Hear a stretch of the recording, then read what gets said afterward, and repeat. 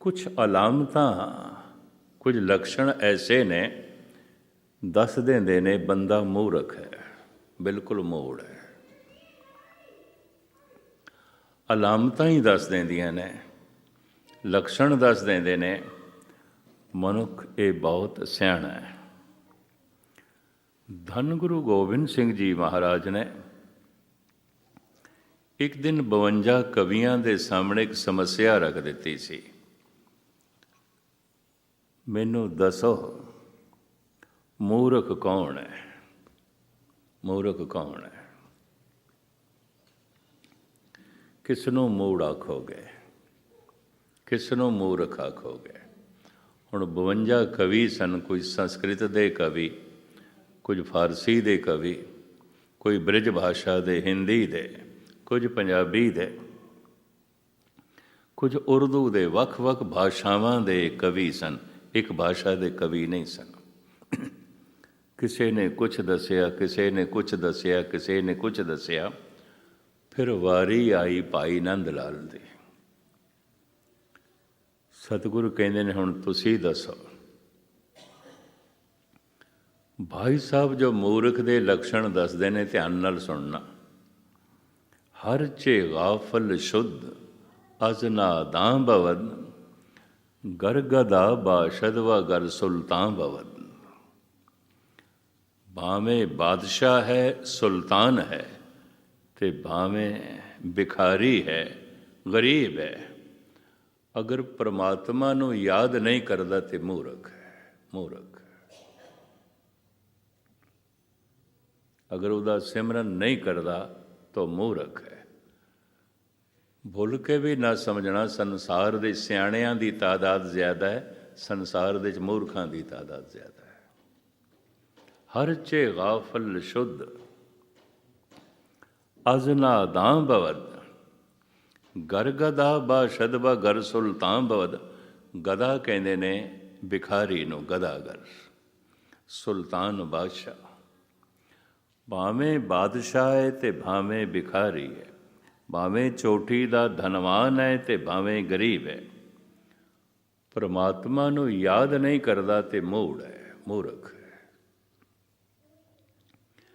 ਧੰਨ ਗੁਰੂ ਨਾਨਕ ਦੇਵ ਜੀ ਮਹਾਰਾਜ ਤੇ ਇੱਥੇ ਤੱਕ ਕਹਿੰਦੇ ਨੇ, ਮੂਰਖਾਂ ਸਿਰ ਮੂਰਖ ਹੈ, ਜੇ ਮੰਨੇ ਨਾਹੀ ਨਾਉ। ਮੂਰਖ ਨਹੀਂ, ਮੂਰਖਾਂ ਦਾ ਮੁਖੀ ਹੈ, ਮੂਰਖਾਂ ਦਾ ਸਰਦਾਰ ਹੈ, ਜੇ ਪ੍ਰਭੂ ਦੀ ਹੋਂਦ ਨੂੰ ਮੰਨਦਾ ਨਹੀਂ ਤੇ ਉਹਦਾ ਨਾਮ ਜਪਦਾ ਨਹੀਂ। ਮੂਰਖਾਂ ਨਾਲ ਸਾਰੀ ਦੁਨੀਆ ਭਰੀ ਪਈ ਹੈ। ਮੂਰਖ ਦੇ ਲੱਛਣ ਭਾਈ ਨੰਦ ਲਾਲ ਇਹ ਦੱਸਦੇ ਨੇ। ਧੰਨ ਗੁਰੂ ਗੋਬਿੰਦ ਸਿੰਘ ਜੀ ਮਹਾਰਾਜ ਨੇ ਗੱਲ ਨਾਲ ਲਾ ਲਿਆ ਭਾਈ ਨੰਦ ਲਾਲ ਨੂੰ। ਜੋ ਪ੍ਰਮਾਤਮਾ ਨੂੰ ਭੁੱਲ ਜਾਂਦਾ ਹੈ, ਉਸ ਤੋਂ ਕੁਝ ਵੀ ਸ਼ੁਭ ਨਹੀਂ ਆਉਂਦਾ, ਗਲਤ ਹੀ ਆਉਂਦਾ ਹੈ। ਉਸ ਤੋਂ ਸਭ ਕੁਝ ਗਲਤ ਹੋਵੇਗਾ। ਕਿਸੇ ਰਸਤੇ ਦੇ 'ਚ ਇੱਕੋ ਹੀ ਕਦਮ ਗਲਤ ਚੁੱਕਿਆ, ਇਹ ਮਨੁੱਖ ਆਪਣੀ ਮੰਜ਼ਿਲ 'ਤੇ ਨਹੀਂ ਪਹੁੰਚ ਸਕੇਗਾ। ਇੱਕ ਗਲਤ ਕਦਮ ਨੇ ਇਹਨੂੰ ਭਟਕਾ ਕੇ ਰੱਖ ਦੇਣਾ ਹੈ। ਇਸ ਇੱਕੋ ਹੀ ਭੁੱਲ ਨੇ ਜ਼ਿੰਦਗੀ ਨੂੰ ਭੁੱਲ ਭੁਲਈਆਂ ਦੇ 'ਚ ਪਾ ਦੇਣਾ। ਸਾਰੀ ਜ਼ਿੰਦਗੀ ਭੁੱਲਿਆ ਰਹੇਗਾ। ਭੁਲਾਵੜੇ ਭੁੱਲੀ ਭੁੱਲ ਭੁੱਲ ਪਛੋਤਾਣੀ।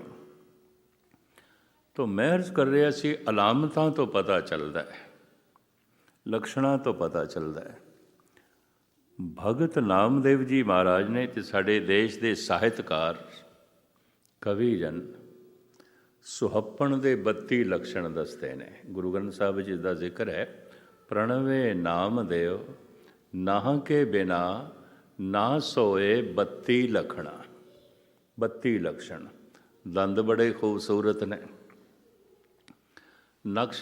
ਨੱਕ ਬੜਾ ਖੂਬਸੂਰਤ ਹੈ, ਨੈਣ ਬੜੇ ਖੂਬਸੂਰਤ ਨੇ, ਵਾਲ ਬੜੇ ਖੂਬਸੂਰਤ ਨੇ, ਚਾਲ ਬੜੀ ਖੂਬਸੂਰਤ ਹੈ, ਬਾਣੀ ਦੇ 'ਚ ਮਧੁਰਤਾ ਅਤੇ ਮਿਠਾਸ ਹੈ। ਇਸ ਤਰੀਕੇ ਨਾਲ ਗਿਣਤੀ ਕਰਦਿਆਂ ਵਿਦਵਾਨਾਂ ਨੇ 32 ਲੱਖਣ ਪੂਰਨ ਸੁਹੱਪਣ ਦੇ ਮੰਨੇ ਨੇ। ਸੁੰਦਰਤਾ ਦੇ ਇਹ 32 ਲੱਛਣ।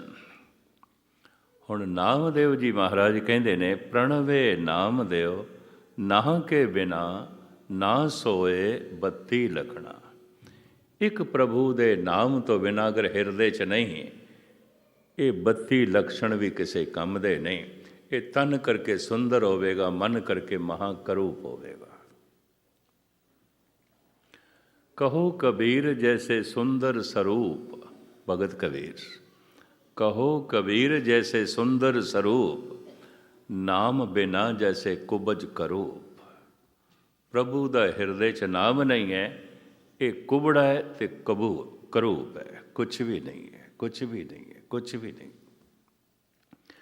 ਤੋ ਮੈਂ ਅਰਜ਼ ਕਰਾਂ, ਵਿਦਵਾਨਾਂ ਨੇ, ਸਾਹਿਤਕਾਰਾਂ ਨੇ ਸੁਅੱਪਣ ਦੇ ਲੱਛਣ ਮੰਨੇ ਨੇ, ਬਦਸੂਰਤੀ ਦੇ ਲੱਛਣ ਮੰਨੇ ਨੇ, ਵੱਖ-ਵੱਖ ਬਿਮਾਰੀਆਂ ਦੇ ਜੋ ਹੈ ਲੱਛਣ ਨੇ, ਧਨਵਾਨ ਮਨੁੱਖ ਦੇ ਲੱਛਣ ਨੇ, ਉਸ ਤੋਂ ਪਤਾ ਚੱਲਦਾ ਹੈ ਧਨਵਾਨ ਹੈ। ਮੂਰਖ ਦੇ ਲੱਛਣ ਨੇ, ਲੱਛਣਾਂ ਤੋਂ ਪਤਾ ਚੱਲਦਾ ਹੈ ਮੂਰਖ ਹੈ। ਕੁਝ ਲੱਛਣ ਦੱਸ ਦਿੰਦੇ ਨੇ, ਸਰੀਰ ਦੀ ਹਾਲਤ ਦੱਸ ਦਿੰਦੀ ਹੈ ਬੱਚਾ ਹੈ।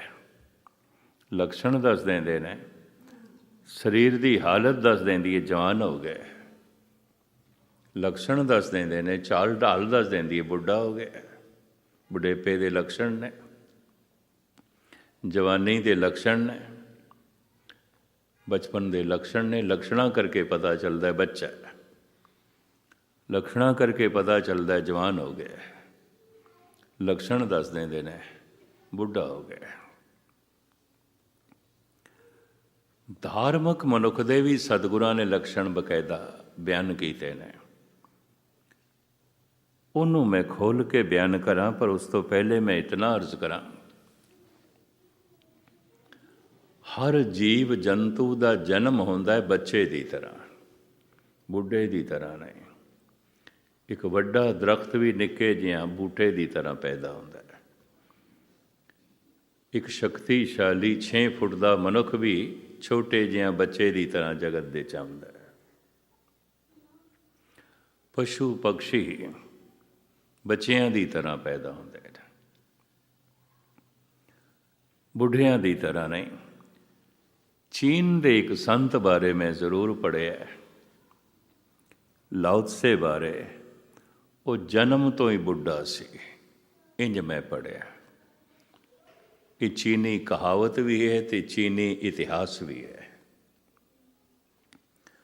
ਭਾਰਤ ਦੀ ਤਰ੍ਹਾਂ ਚੀਨ ਵੀ ਬੜੇ ਪੁਰਾਣੇ ਸਮੇਂ ਤੋਂ ਧਾਰਮਿਕ ਦੇਸ਼ ਰਿਹਾ ਹੈ, ਭਾਵੇਂ ਅੱਜ ਕਮਿਊਨਿਸਟ ਹੋ ਗਿਆ, ਲੇਕਿਨ ਬੜਾ ਧਾਰਮਿਕ ਦੇਸ਼ ਰਿਹਾ ਹੈ। ਬੜੇ ਬੜੇ ਸੰਤ ਉਸ ਦੇਸ਼ ਨੇ ਕਿਸੇ ਵਕਤ ਪੈਦਾ ਕੀਤੇ ਨੇ। ਲਾਓ ਤਸੇ ਬਾਰੇ ਉਹ ਕਹਿੰਦੇ ਨੇ, ਇਹ ਬੁੱਢੇ ਦੀ ਤਰ੍ਹਾਂ ਪੈਦਾ ਹੋਇਆ। ਫਿਰ ਜਦ ਮੈਂ ਗਹਿਰਾਈ ਦੇ 'ਚ ਇਸ ਸਾਹਿਤ ਦਾ ਇਤਿਹਾਸ ਦਾ ਅਧਿਐਨ ਕੀਤਾ, ਤਾਂ ਮੇਰੇ ਮਨ ਨੇ ਨਿਰਣਾ ਕੀਤਾ, ਇਹ ਤਨ ਕਰਕੇ ਤੇ ਬੱਚੇ ਦੀ ਤਰ੍ਹਾਂ ਪੈਦਾ ਹੋਇਆ, ਮਨ ਕਰਕੇ ਬਜ਼ੁਰਗ ਦੀ ਤਰ੍ਹਾਂ, ਬਜ਼ੁਰਗ ਦੀ ਤਰ੍ਹਾਂ। ਇਹ ਤਨ ਕਰਕੇ ਤੇ ਬਹੁਤ ਛੋਟੇ ਰੂਪ ਵਿੱਚ ਜਿਵੇਂ ਬੱਚੇ ਹੁੰਦੇ ਨੇ ਆਇਆ, ਪਰ ਮਨ ਕਰਕੇ ਮਹਾਨ ਸੀ। ਜੈਸੇ ਜਿਸ ਵਕਤ ਧੰਨ ਗੁਰੂ ਨਾਨਕ ਦੇਵ ਜੀ ਮਹਾਰਾਜ ਪ੍ਰਗਟ ਹੋਏ, ਜਨਮ ਸਾਖੀ ਦੇ 'ਚ ਇਸ ਤਰ੍ਹਾਂ ਲਿਖਿਆ, ਕਾਰਤਕ ਮਾਸ ਰੁੱਤ ਸਰਦ ਪੂਰਨ ਮਾਸੀ, ਸ਼ੁਭ ਨਿਛਤਰ ਸ਼ੁਭ ਲਗਨ ਪ੍ਰਕਾਸ਼ੀ, ਅਰਧ ਰੈਨ ਬੀਤੀ ਘਟ ਕਾਪਰ, ਨਾਨਕ ਜਨਮ ਲਿਓ ਕਾਲੂ ਘਰ। ਕਾਰਤਕ ਦੀ ਪੁੰਨਿਆ, ਸ਼ੁਭ ਲਗਨ, ਸ਼ੁਭ ਨਿਛਤਰ, ਅੱਧੀ ਰਾਤ ਨਾਨਕ ਦਾ ਜਨਮ ਕਾਲੂ ਦੇ ਘਰ ਦੇ 'ਚ ਹੋਇਆ। ਜਨਮ ਸਾਖੀ ਇੰਜ ਕਹਿੰਦੀ, ਪ੍ਰਾਤ ਭਈ ਪ੍ਰੋਹਤ ਬੁਲਵਾਇਆ, ਹਰੀ ਦਿਆਲ ਤੈ ਨਾਮ ਸੁਹਾਇਆ। ਜੈਸੇ ਅੰਮ੍ਰਿਤ ਵੇਲਾ ਹੋਇਆ ਨਾ, ਤੇ ਪਿਤਾ ਕਲਿਆਣ ਦਾਸ ਜੀ ਪ੍ਰੋਹਤ ਨੂੰ ਬੁਲਾਉਣ ਵਾਸਤੇ ਚਲੇ ਗਏ। ਪੁਰਾਣਾ ਜ਼ਮਾਨਾ, ਬੇਦੀਆਂ ਦੇ ਘਰ ਦੇ 'ਚ ਜਨਮ ਹੋਇਆ, ਅਤੇ ਬੇਦੀ ਆਪਣੇ ਬੱਚੇ ਦੀ ਜਨਮ ਕੁੰਡਲੀ ਬਣਵਾਉਂਦੇ ਸਨ। ਬੇਦੀਆਂ ਦੇ ਘਰ ਦੇ ਜਨਮ ਹੋਇਆ। ਤਿੰਨ ਬੇਦੀਆਂ ਕੀ ਕੁਲ ਵਿਖੇ ਪ੍ਰਗਟੇ ਨਾਨਕ ਰਾਏ। ਤੇ ਬੇਦੀ ਕਿਸ ਨੂੰ ਕਹਿੰਦੇ ਸਨ? ਜਿਨੇ ਵੇਦ ਪਟਿਓ ਸੋ ਬੇਦੀ ਕਹਾਏ। ਜੋ ਵੇਦ ਪੜ੍ਹਦੇ ਸਨ, ਪੜ੍ਹਾਉਂਦੇ ਸਨ, ਉਹਨਾਂ ਨੂੰ ਬੇਦੀ ਕਹਿੰਦੇ ਸਨ। ਪਿਤਾ ਕਲਿਆਣ ਦਾਸ ਪੰਡਤ ਹਰਦਿਆਲ ਨੂੰ ਬੁਲਾ ਕੇ ਲਿਆਏ। ਨਾਨਕ ਜੀ ਦੀ ਜਨਮ ਕੁੰਡਲੀ ਬਣਾਓ, ਵੇਖੋ। ਹਰਦਿਆਲ ਨੇ ਆ ਕੇ ਮਸਤਕ ਦੇਖਿਆ, ਧੰਨ ਗੁਰੂ ਨਾਨਕ ਦੇਵ ਜੀ ਦਾ। ਹੱਥ ਦੇਖਿਆ, ਪੈਰ ਦੇਖੇ। ਪ੍ਰਾਤ ਭਈ ਪ੍ਰੋਹਤ ਬੁਲਵਾਇਆ। ਹਰੀ ਦਵਾਲ ਤੈ ਨਾਮ ਸੁਹਾਇਆ। ਪ੍ਰੋਹਤ ਜੀ ਇਹ ਮੁਖੋਂ ਅਲਾਇਆ। ਇਹ ਬਾਲਕ ਰਾਇਨ ਸਿਰ ਰਾਇਆ।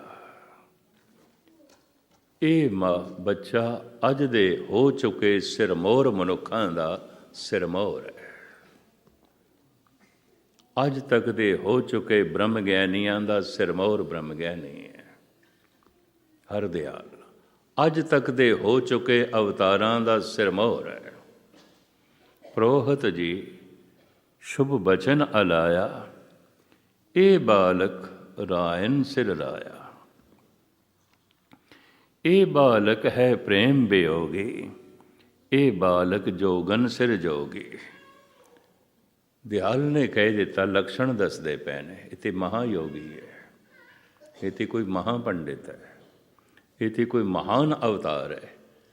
ਇਹਦੇ ਮਸਤਕ ਦੇ ਲਕਸ਼ਣ ਦੱਸਦੇ ਪਏ ਨੇ, ਇਹਦੇ ਹੱਥਾਂ ਦੀਆਂ ਰੇਖਾਂ ਦੱਸਦੀਆਂ ਪਈਆਂ ਨੇ,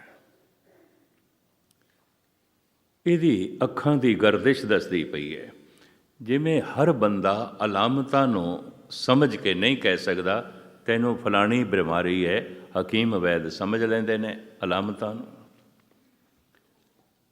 ਲਕਸ਼ਣਾਂ ਨੂੰ ਸਮਝਣਾ, ਲਕਸ਼ਣਾਂ ਕਰਕੇ ਹੀ ਦੱਸ ਦਿੰਦੇ ਨੇ ਇਹ ਘੋੜਾ ਇਰਾਕੀ ਹੈ, ਬੜਾ ਵਧੀਆ, ਲਕਸ਼ਣ ਦੱਸ ਦਿੰਦੇ ਨੇ।